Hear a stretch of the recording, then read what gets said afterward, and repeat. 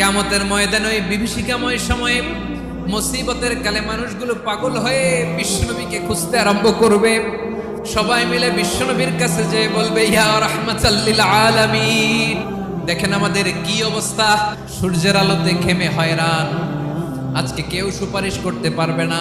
সব নবীরা অপারগতা স্বীকার করেছে, তারা বলেছে আপনি ছাড়া কেউ নাকি আল্লাহর সামনে দাঁড়াতে পারবেন না, আপনি একটু সুপারিশ করেন।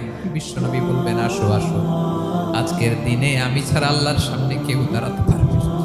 বিশ্বনবী মাকামে মাহমুদে যে আল্লাহু আকবার বলে সিজদায় লুটিয়ে পড়বেন, বিশ্বনবী এমন ভাবে অজর দ্বারায় সিজদায় লুটিয়ে পড়ে কাঁদবেন, রব্বুল আলামিনের রহমতের দরিয়ায় জোশ লেগে যাবে।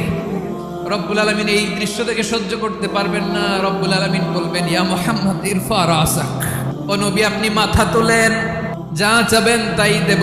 ওয়াশফা তুশাফা, যার জন্য সুপারিশ করবেন তার সুপারিশ কবুল করে